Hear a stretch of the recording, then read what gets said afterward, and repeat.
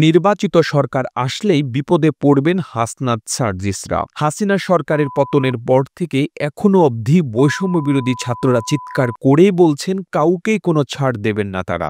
অর্থাৎ নির্বাচিত সরকার ক্ষমতায় আসার পর তারাও যদি কোনো ভুল করে তাহলে রুখে দাঁড়াবেন হাসনাত সার্জিসরা।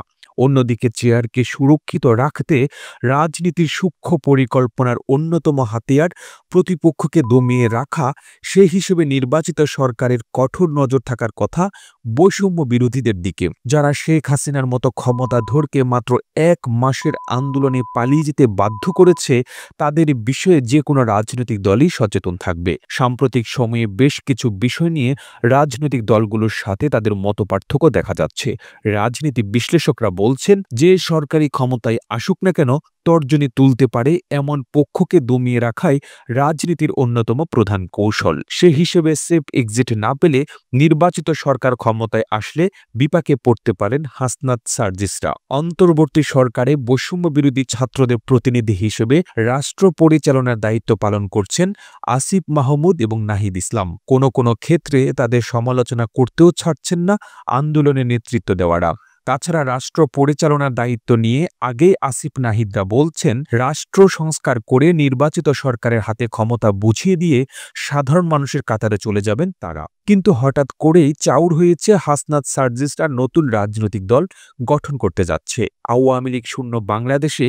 তাহলে কি অন্যান্য রাজনৈতিক দলগুলো প্রতিপক্ষ হিসেবে আবির্ভূত হবেন তারা? যদি তাই হয় তাহলে বড় এবং জনপ্রিয় দলগুলো কি বিনা চ্যালেঞ্জে ছেড়ে দিবেন তাদের? এইসব প্রশ্নের উত্তর খুঁজতে গিয়ে হাসনাত সার্জিসদের ভবিষ্যৎ নিয়ে চিন্তার ভাঁজ লক্ষ্য করা গেছে অনেকের কপালে।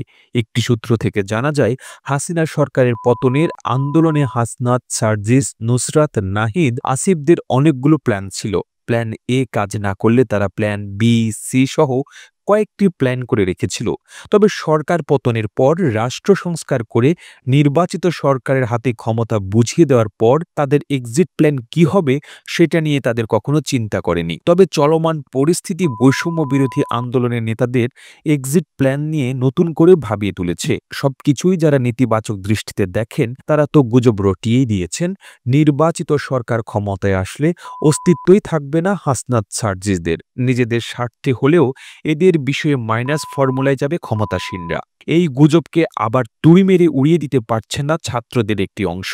যে কারণে সেফ এক্সিট হিসেবে রাজনৈতিক দল গঠন করে ঐক্যবদ্ধ থাকার চিন্তাই এখন তাদের অন্যতম টার্গেট, এমনটাই আলোচনা হচ্ছে বিভিন্ন মহলে। তবে নির্বাচনে অংশ নিয়ে ভালো ফলাফল বের করে আনা যে কোনো নতুন দলের পক্ষে কঠিনই শুধু নয়, অসম্ভবই বলা যায়। রাষ্ট্রপতি পরিচালনার দায়িত্ব নেওয়া কিংবা পাওয়া আরও দুষ্কর। সুতরাং রাজনৈতিক দল গঠন করেই যে হাসনাত সার্জিসরা ভালো কিছু করতে পারবেন এমনটা মনে করছেন না বিজ্ঞরা। তাহলে কি হবে তাদের ভবিষ্যৎ? দিন দিন এমন প্রশ্ন বেশ বড় হয়ে উঠছে। প্রতিবেদনটি ভালো লেগে থাকলে আপনার ফেসবুকের টাইমলাইনে এখনই শেয়ার করুন। সেই সঙ্গে বিশ্ব বাংলার ফেসবুক পেজটিকে ফলো করুন ও বিশ্ব বাংলার ইউটিউব চ্যানেলটিকে সাবস্ক্রাইব করুন। আর আপনি বাংলাদেশের কোন জেলা থেকে এই ভিডিওটি দেখছেন আমাদের কমেন্ট করে জানান। আমরা পরবর্তী ভিডিওতে আপনাকে ধন্যবাদ জানাতে ভুলব না। এতক্ষণ বিশ্ব বাংলার সাথে থাকার জন্য অসংখ্য ধন্যবাদ।